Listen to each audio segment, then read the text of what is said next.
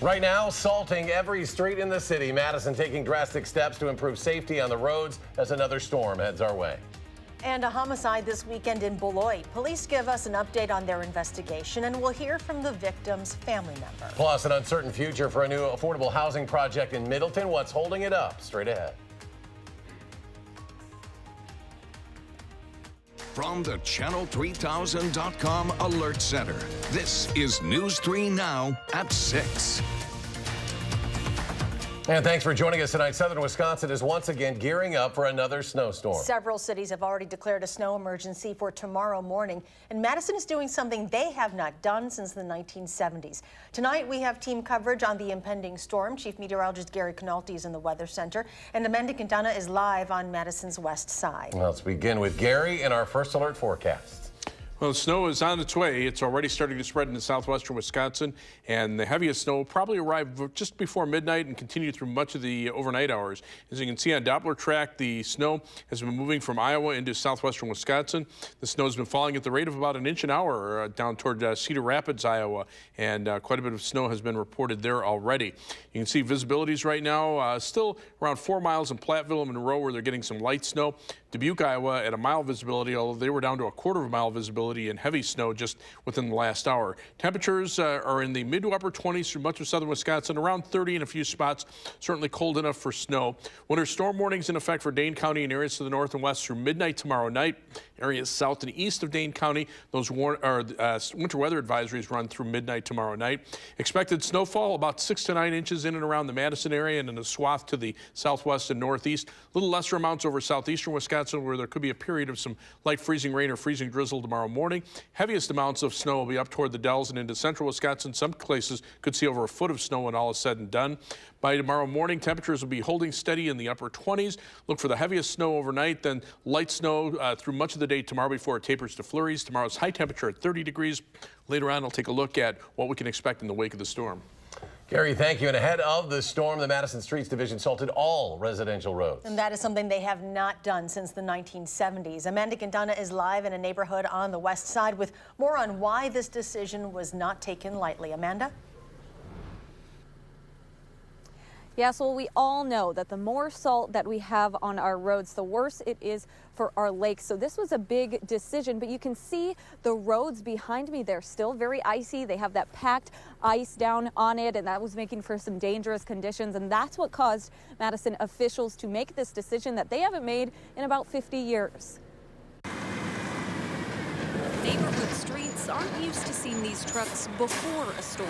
Plows usually remove snow and add sand after, but pre-treating side streets with salt is so rare the Madison Streets Division can't remember the last time it happened. And that's something that's completely out of the ordinary for the Streets Division. Best we can tell, we haven't had to do this before. In the 70s, the city of Madison cut back on half of their salting, only doing the main roads, those usual salt routes we know now. Today, though, salting every street ahead of tonight's storm. If there's a layer of ice underneath 7, 8 inches of snow, that's really heavy snow, and our trucks won't get that traction to be able to push all that snow off the streets if there's that ice underneath their tires. Brian Johnson says last week's ice storm, followed by snow and no chance to melt, made this unprecedented decision necessary. Gaining that traction is going to be really difficult or impossible in some cases. But to come to this decision, they had to weigh driver safety versus salt's environmental impact on our lakes. This is something kind of in the wrong direction of salt reduction, and so we don't take those decisions lightly. Phil Gabler, a water resource engineer with the city, says they're trying to cut back on salt use even more now. But our lake's chlorine levels continue to rise. He says although the city has cut back, the public is still over-salting. We kind of, as a society, are going to have to make changes, or we're going to see significant changes to the ecosystems of our lakes and rivers throughout the whole country. Still, though, Gabler agrees this unique icy situation we're in called for a unique response, erring on the side of public safety.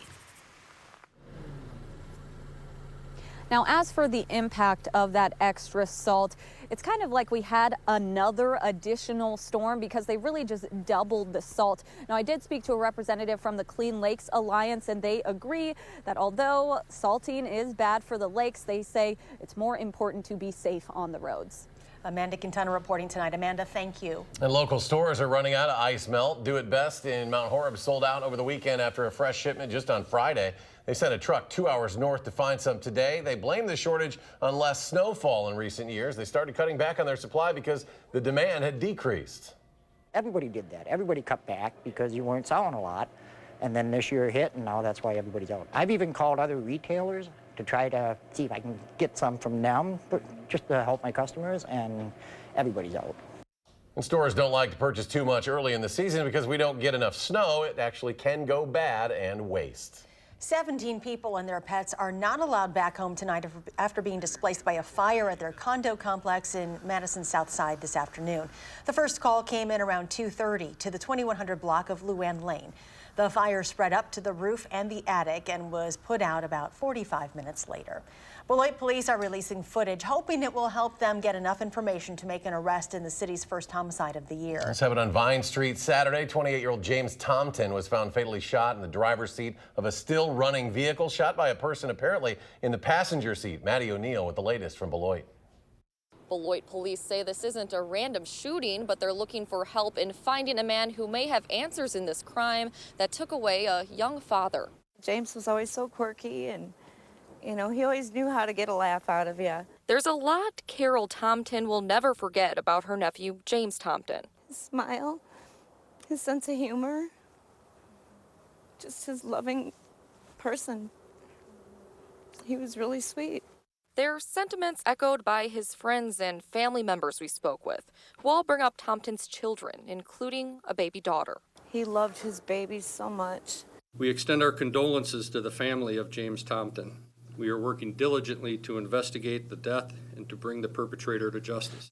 To find the shooter, Beloit police are releasing this picture of a Cadillac Escalade, the vehicle in which Tompton was shot, asking anyone with information to let them know. They're also putting out this surveillance video at a business on Beloit's east side, hoping the community can help identify a man they believe was with Tompton before his murder. We are encouraged by the community's support as our department takes violent crimes very seriously. Police say despite the murder, the amount of violent crime in general has gone down over the years. This is not a random act where somebody was just walking around shooting guns. There was a relationship between these two people, and the activities that they were involved in probably led to this crime that occurred. Tompton's family is left asking why. He took a really good person from us. We all needed him. If you have any information on that beige Cadillac Escalade or know who the man might be in the surveillance video, Beloit police ask you give them a call. Reporting in Beloit, Madeline O'Neill, News 3 Now. The trial for suspended Badger football player Quintez Cephas has been delayed. Court records indicate the trial was not, quote, ripe for trial at this time. He faces 2 felony sexual assault charges. Cephas has pleaded not guilty. Plans for a new affordable housing complex in Middleton are underway tonight. But the complex is not what the developer originally proposed. Rose Schmidt is here to tell us about some of the controversy. Rose? That's why I talked to city alders, and they tell me they want to find compromise with the developer in order to bring desperately needed affordable housing to the area. Last week, Middleton Common Council passed a plan for a 3-story complex with 39 units. The complex, which is called the Madison, would be on University Avenue directly across from the Willie Street Co-op. The council voted down the developer Anthony Gray's original 4-story plan because the surrounding buildings are all under 4 stories. But Gray says his plan would have allowed him to keep the building's current structure. Well, the next steps are for me to talk with the architects and the financial folks. We have to find a way to make the structure feasible at 3 stories. I think going forward, we want to work with Anthony and make sure that we actually have a good development because it's a good site and a successful project. A number of neighbors spoke out at the Common Council meeting saying they don't want this project coming to the area because it will create more traffic and decrease property values. Gray says their concerns are valid, but he's worked to address them over the last year. Council members are now asking the developer to come up with a new configuration for that building, and then the proposal would go back to the Plan Commission. Rose, thank you. Still ahead, a state representative is introducing a bill to honor a fallen hero. We will tell you who he is and how this lawmaker is hoping to honor his life and service. This is News 3 Now at 6.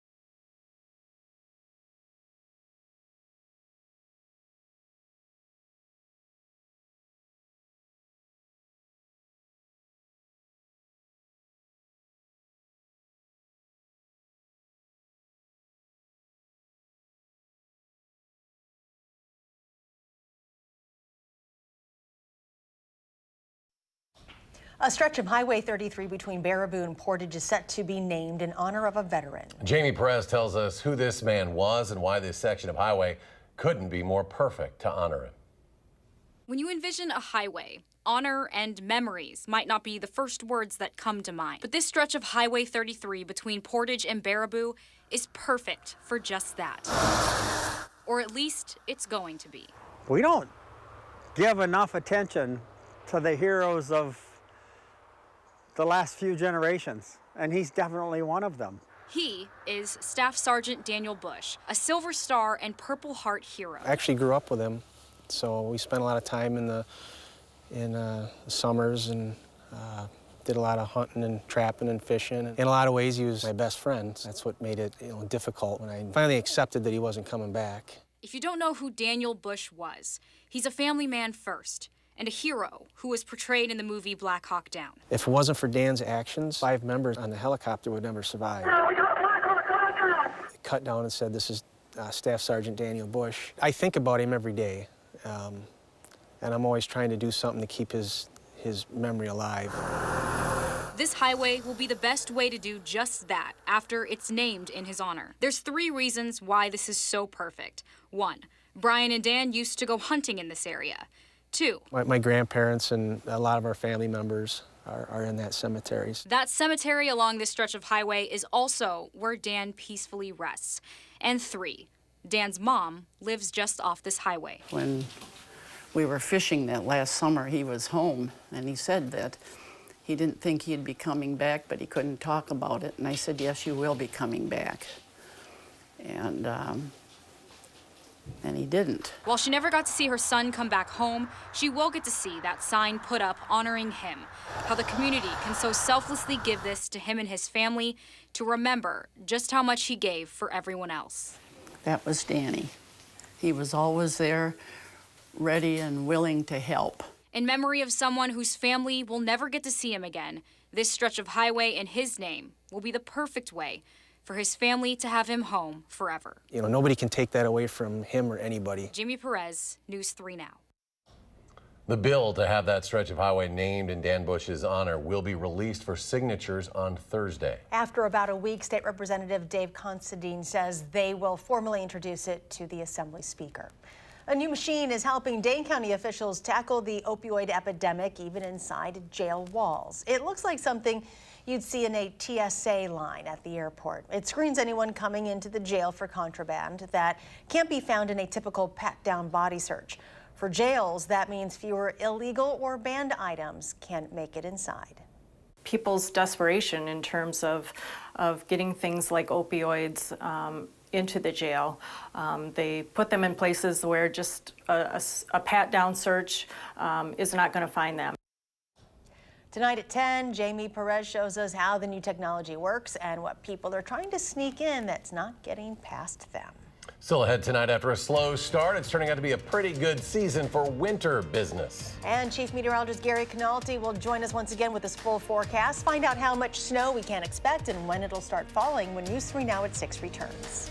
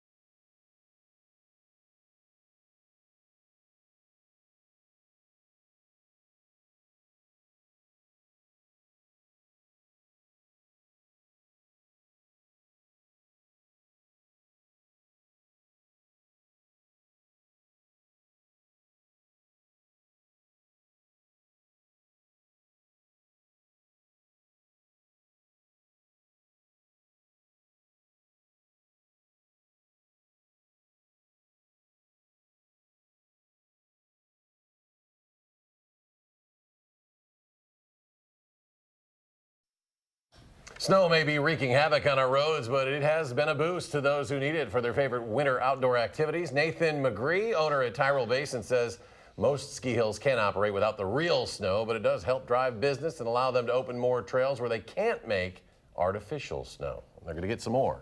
Chief Meteorologist Gary Canolti joining us with all the details. Maybe lots more. And it's already starting to move into southern Wisconsin. We have alert days in the forecast for tonight and tomorrow for a potential major winter storm here. Looks like the heaviest snow is going to start falling around or just shortly after midnight. By morning, we're looking at about 3 to 6 inches of snow across much of southern Wisconsin, with the heaviest amounts northwest of Madison. And then it'll be windy with snow continuing for tomorrow, an additional 2 to 5 inches of accumulation. That will bring a storm total of about 5 to 11 inches of snow. There could be some amounts around a foot in the far northern parts of our viewing area. And the snow could also mix for a time with some freezing drizzle or light freezing rain south of Madison during the morning hours tomorrow. Here comes the snow out of Iowa and into far southwestern Wisconsin. Surface reports in Cedar Rapids and down into parts of central Iowa near Iowa City report the snow falling at the rate of about a ½ inch to an inch per hour. And they picked up a couple of quick inches as the snow has been moving through pretty steadily this evening. Now it's starting to move into far southwestern Wisconsin. You can tell by the visibilities. The lower the visibility, the heavier the snow is. Right now, visibility is down to 3/4 of a mile in Dubuque, Iowa, ½ mile in Rockford, Illinois, ½ mile in Waterloo, Iowa. That's moderate to occasionally heavy snow, and all of this is spreading toward the north and east, so expect the snow to overspread much of southern Wisconsin over the next few hours. Winter storm warnings in effect from southern Iowa through much of Wisconsin, except for the far southeastern and northwestern corners of the state, where winter weather advisories are in effect for slightly lesser amounts of snow. Temperatures right now generally in the low to mid 20s, a few upper 20s here in the southern part of the state. These temperatures aren't going to change very much overnight, and the computer models very consistent in the snowfall amounts.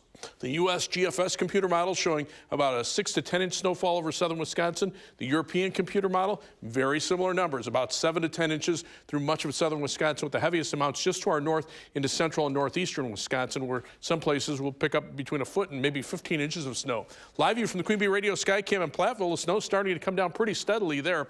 Hasn't quite reached Madison, or if it is, it's just a few flurries right now. As we see the almanac for today, our high 28 degrees, the low 23, so the temperature hasn't moved very much thanks to the cloud cover. Right now, we're at the high for the day of 28 with cloudy skies. Winds out of the east at 13 miles per hour, drop the wind chill to 17. Those strong easterly winds will also cause some problems with blowing and drifting snow, especially late tomorrow and tomorrow night. So winter storm warnings are in effect for Dane County, areas to the north and west through midnight tomorrow night. Winter weather advisories to the south and east of Dane County. Look for the snow to pick up in intensity overnight, become heavy after midnight. Low about where we are now, 28 degrees. Tomorrow temperatures only go up a couple of degrees to around 30. The snow will gradually taper to flurries later in the afternoon after about 5 to 11 inches. And again, there could be a little bit of light freezing rain mixed in south of Madison tomorrow morning. The snow falls pretty steadily overnight, then starts to break apart a little bit tomorrow. Again, a little freezing rain could mix in during the morning hours. By tomorrow night, the snow will be ending. Skies will be clearing, and then temperatures will be in the mid-20s for high temperatures on Wednesday. And as far as snowfall amounts, about 6 to 9 inches through the Madison area. Lesser amounts over southeastern Wisconsin. Heaviest amounts up toward the Dells. 10-day forecast.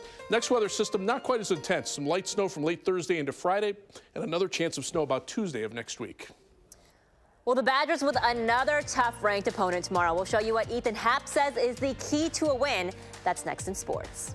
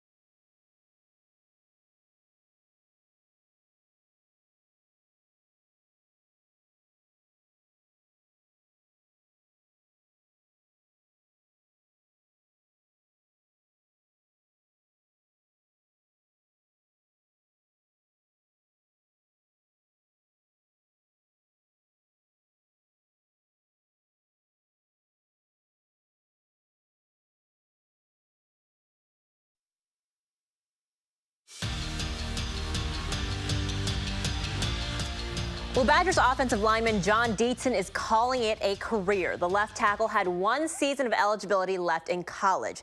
Now, Dietzen tweeted the news earlier today, citing the decision to numerous injuries that he suffered from playing. He said it wasn't an easy decision, but he is forever grateful to everyone who is a part of this experience. Now, with Dietzen leaving, there are now more holes to fill on the O-line. The Badgers now must replace 4 of their 5 starters come fall. Well, the Badgers are now more than halfway through the Big Ten schedule and tied for 4th in the conference. So, if March Madness started today, where would Wisconsin stand? Well, the NCAA committee put out their top 16 this past weekend. Let's take a look here. In the East, we got Duke as the #1 overall spot, then Marquette coming in as the #3 seed, their 12th overall, and the Big Ten represented with Michigan as a #2 seed. Here in the West now, we've got the Spartans. They are a 2 seed as well, an 8th overall. We move on to the South now with Purdue representing the Big Ten here. They are a #3 seed, 9th overall. And then last but not least, the committee putting Wisconsin in here as the 4th seed in the Midwest rather, and the 16th overall seed, Virginia, the top seed over there in the Midwest. Just some food for thought, you know, while we get through these next couple of games. Latest AP poll out today puts the Badgers at #20. That's down 1 spot from last week after the loss to Michigan on Saturday. Now, Wisconsin hosts Michigan State tomorrow night for a top 20 matchup. Spartans coming in at #11 today.